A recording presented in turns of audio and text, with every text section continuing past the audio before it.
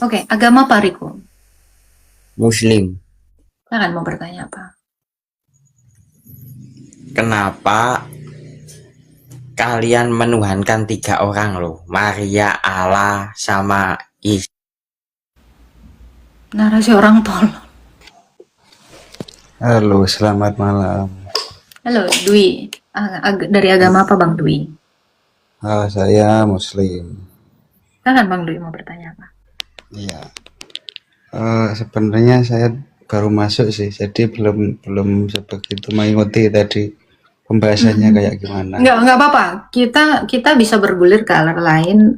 Saya buka room itu mau menjelaskan iman Kristen. Itu sih Bang. Jadi tidak ada topik, karena kalau ada topik juga kayaknya kemana-mana gitu, nggak apa-apa, it's okay. Bebas selama itu masih dalam konteks teologi agama Kristen. Atau abang juga bisa mendeskripsikan seperti apa agama abang. Boleh, silakan. Saya kan sering lihat debat-debat perbandingan agama gitu kan. Nah, di sana kok antara pendebat satu dan lainnya kok sering banyak perbedaan.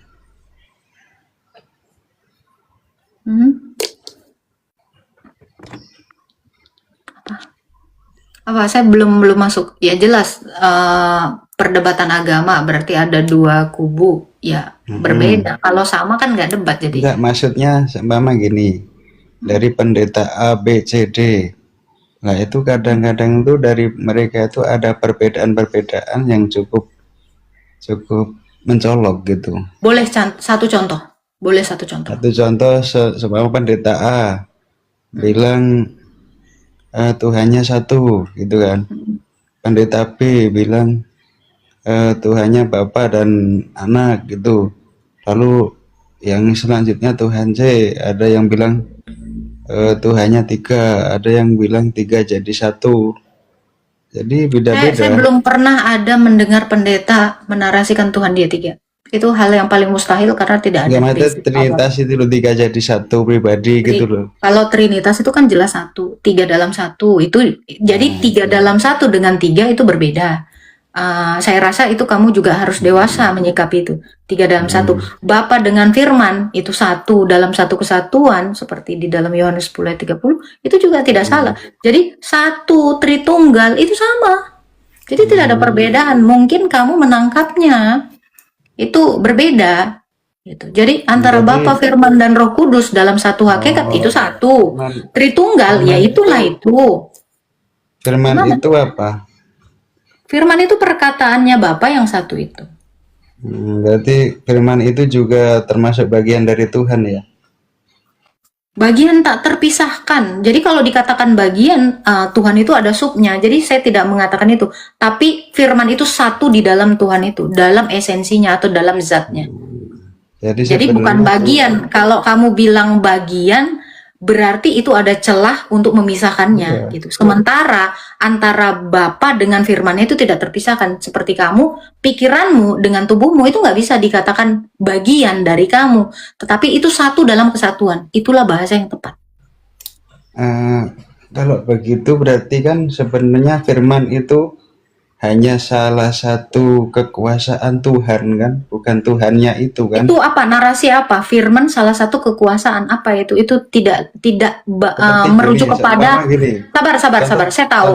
Tapi narasi kamu itu tidak mendefinisikan firman dalam Bapa. Tidak mendefinisikan. Contoh begini. Definisi firman itu yang saya ketahui ya.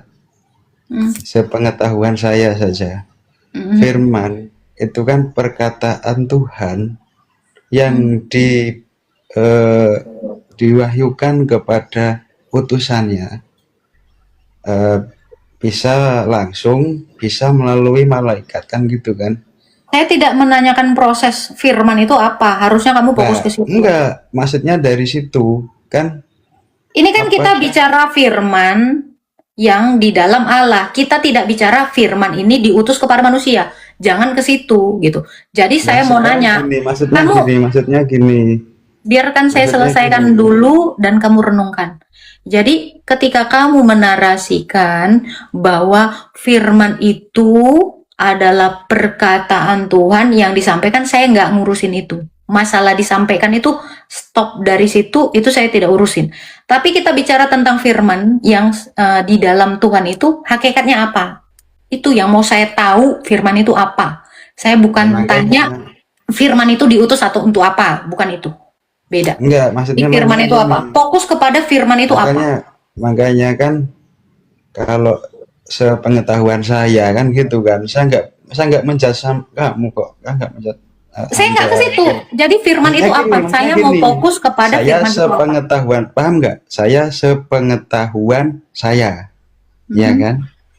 Berarti kan Iya, langsung. menurut Nggak pikiran usah curhat. saya, Langsung. gitu loh. Firman itu Iya, apa? saya mendeskripsikan firman menurut sepengetahuan saya. Iya, apa? Firman itu adalah Firman itu adalah perkataan Tuhan. oke. Iya Sudah kan? sampai di situ saja. Iya, lah perkataan Tuhan ini bisa sampai ke manusia. Saya nggak nanya itu. Saya nggak nanya dia mau ngapain dengan firman itu. Saya nggak nanya itu. Saya hanya bertanya tentang firman itu. Ternyata firman itu adalah perkataan Tuhan. Perkataan Tuhan. Iya Oke, enggak? perkataan Tuhan ini di dalam Tuhan atau di luar Tuhan? Perkataan Tuhan ini bukan berarti dia jadi Tuhan kan? Pertanyaan saya bukan itu. Perkataan Tuhan ini di dalam Tuhan atau di luar Enggak, dari arahnya kan zatnya ke Tuhan? situ kamu. Saya nggak ke situ. Kamu kejauhan. Pikiran kamu terlalu negatif tentang saya. Pertanyaan saya, perkataannya Tuhan ini di dalam zatnya Tuhan atau di luar zatnya Tuhan? Itu yang mau saya tanya. Fokus ke situ. Kamu jangan Oke. kemana-mana. Selama firman itu masih belum disampaikan ke manusia, maka itu masih di dalam Tuhan. Kalau sudah disampaikan? Kalau sudah disampaikan, maka itu sudah keluar dari sabda Tuhan kan? Oke. Tapi masih ada firman itu di dalam Tuhan? Firman itu kalau sudah disampaikan berarti sudah Iya. konteksnya Apakah itu ketika firman itu, mengimplementasikan. kan pertanyaan tadi saya gini, firman itu di dalam zatnya Tuhan atau di luarnya Tuhan? Itu dulu saya tanya, dia di dalam atau di luar? Nanti kalau mau disampaikan itu saya nggak ngurusin. Firman ini di dalam zatnya Tuhan atau di luar zat Tuhan? Munculnya firman itu kan Saya dari nggak nanya zatnya munculnya. Kan tadi kita udah ceritakan tentang firman ini adalah perkataan. Nah, perkataan Tuhan atau firman ini ada di dalam zatnya Tuhan atau di luar zatnya Tuhan? Ya semua nggak ada yang di luar zatnya Tuhan loh. Berarti di dalam zatnya Tuhan, firman ini. Iya. Oke, sesuatu yang di dalam zatnya Tuhan, kodratnya apa?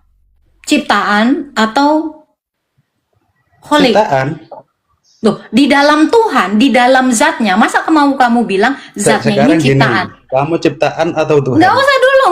Loh, soalnya Kalau kapan kamu jelas bilang zatnya dia Tuhan? di dalam zatnya, Kamu di dalam bumi, kok bisa kamu bilang kehendak itu Tuhan. ciptaan? Berarti kan kamu juga Bang, Tuhan toh. ini Bang, jangan egois dulu Bang.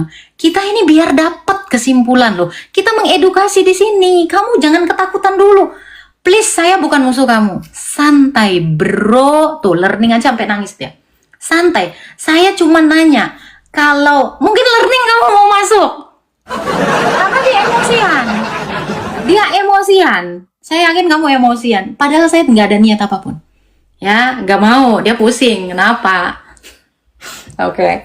Ya, jadi kalau kamu sudah mengatakan bahwa firman ini di dalam zatnya, berarti itu sudah murni adalah holy.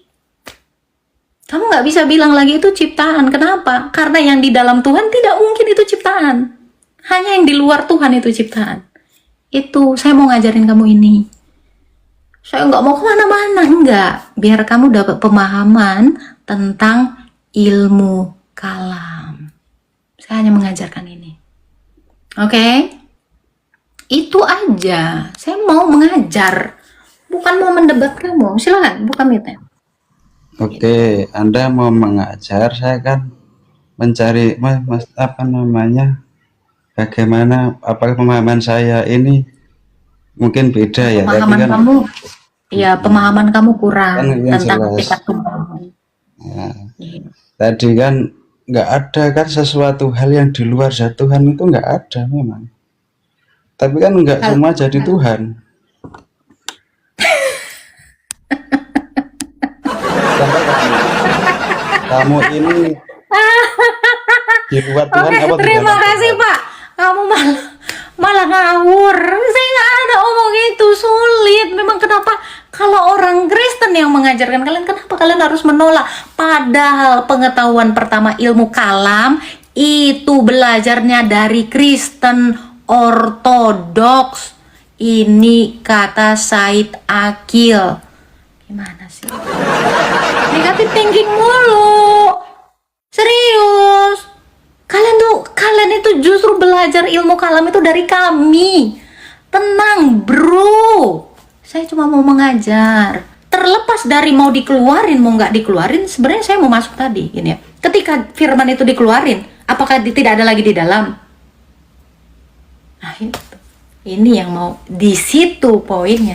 Cuman dia keburu nyerah tadi, udah menembak ke segala arah dan dia tidak fokus. Saya kurang, ya karena gini ya, niat belajar itu kurang. Saya niat mengajar sekali, dia niat belajarnya kurang, terlalu terburu-buru menjustifikasi sesuatu. Karena memang ya, mungkin dia dari tadi sudah nonton, karena memang kalau saya bertanya itu mengerikan.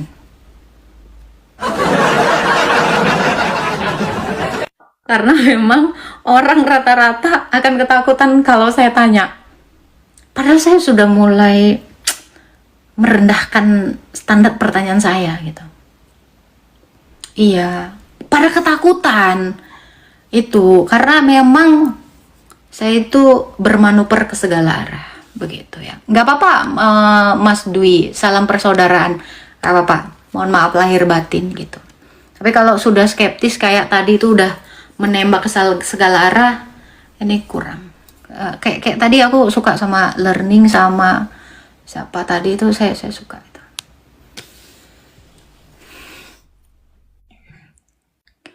Oke, silakan Riko. Belum lebaran Halo, nggak apa-apa.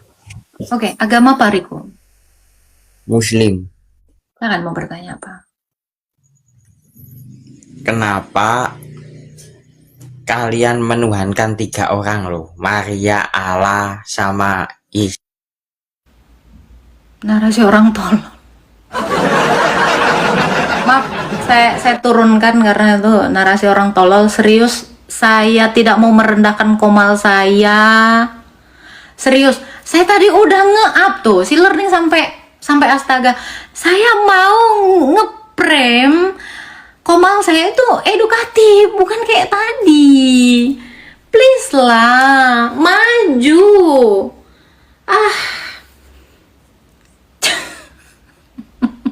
Maaf ya, langsung saya turunkan Riko karena saya butuh orang cerdas. Saya butuh orang yang